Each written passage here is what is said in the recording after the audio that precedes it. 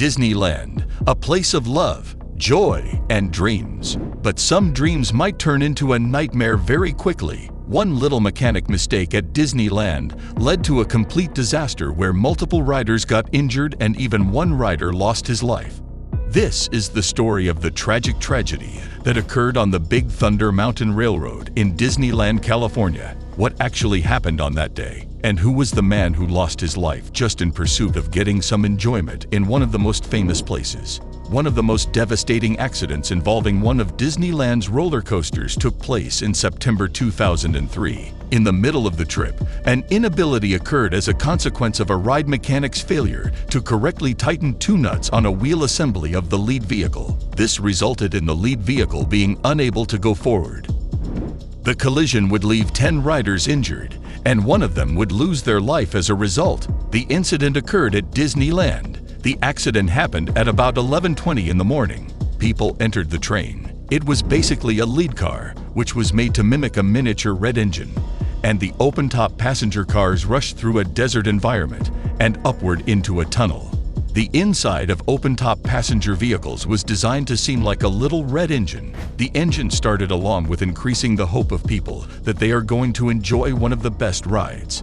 They started to move when suddenly people felt that there is something wrong. In less than a span of seconds, the people standing felt a sudden rage, and they ran toward the motion where people were injured. People who were at the amusement park at the time of the crash were understandably startled and raced to the exits, where they called for aid.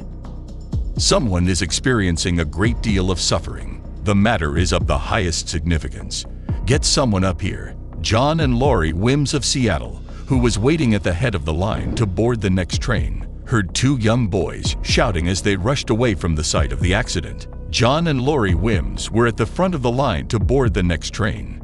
John and Lori Wims were sitting at the station, awaiting the arrival of the next train. The officials claimed that the passengers were unable to make their way out of the tunnel for a significant amount of time before the firefighters and emergency medical technicians from Anaheim were able to liberate them. The area that was referred to as Frontierland was quickly blocked off, and employees of the amusement park, who were wearing headgear made of coonskin, gently barred visitors from entering the restricted zone.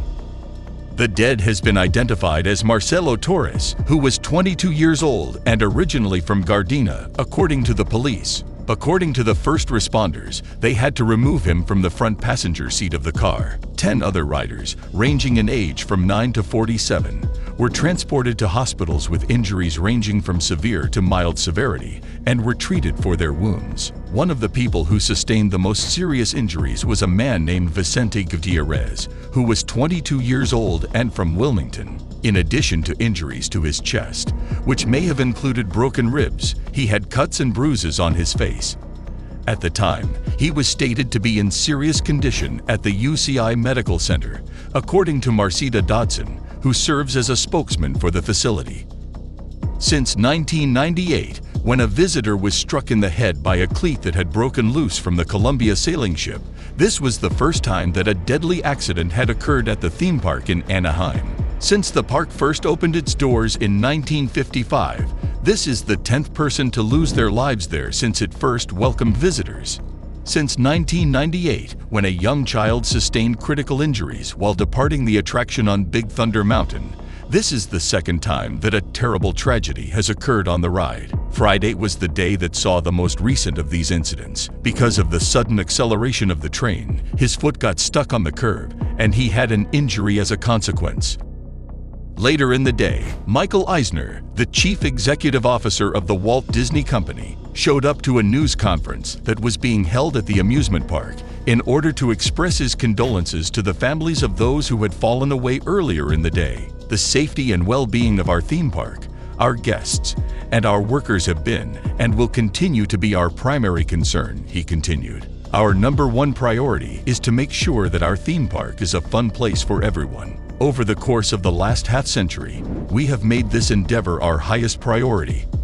Eisner and other business officials declined to speak in detail on the incident, citing instead that the Anaheim Police Department and the state's Division of Occupational Safety and Health are now investigating the occurrence. According to what they claimed, the tourist destination will remain closed until the investigations were brought to a successful end. The idea of a runaway mine train that speeds through tunnels, mine shafts, and red rock butts served as the inspiration for the design of the popular roller coaster type attraction that made its appearance for the first time in 1979. The trains normally have 5 cars and a very small engine, and they are able to carry a combined total of 32 people. It was in the mid of the train that the vehicles parted and the locomotive derailed, which caused the dreadful accident. John Nicoletti, a spokesperson for the city of Anaheim, said that the passenger cars were able to extricate themselves from the locomotive, which was discovered derailed at the top of an incline. John Nicoletti was kind enough to give us this information.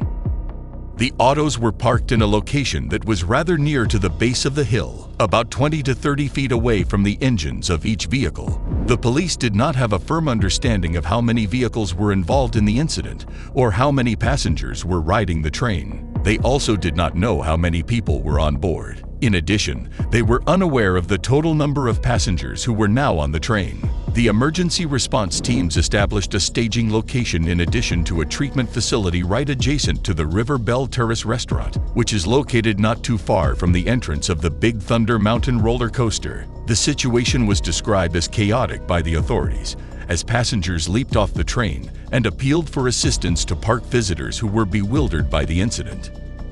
2 of the wounded individuals were treated by medical personnel who were on site and attended to at the scene of the incident. The remaining 8 were scattered throughout a variety of different medical institutions across the world. One of them was a woman named Deborah Guerrero, who was 44 years old at the time and lived in San Diego. There is a possibility that she got fractured ribs as a result of the event. Both of her children, Christopher, who is 15 years old, and Adrian, who is 9 years old, were injured. They both suffered scratches and bruises. Christopher is the older of the 2. Christopher is her son, and Adrian is her nephew. Both of them are very close to her. After the collision, it didn't take more than a few minutes for the first fire engines from the Anaheim Fire Department to arrive at the amusement park. According to the reports that came in from the authorities, there were a total of 49 firemen, 4 fire engines, and 6 ambulances arrived at the site of the event ultimately. In the beginning, people who worked in search and rescue expressed an immediate need for mechanical jaws. These are the gadgets that are used to free wounded persons who are stuck in the wreckage of autos. They are utilized to rescue people. In addition to that, they requested portable lighting and ventilators to be brought in. They instantly came to the decision that requesting the use of the mechanical jaws was not the best course of action, and instead asked for the use of equipment that would aid them in balancing the automobiles, which were in a dangerous position inside the tunnel. The request was granted. The officials said that it took more than an hour to transfer the wounded passengers out of the truck and onto the ambulances after they were removed from the scene of the accident.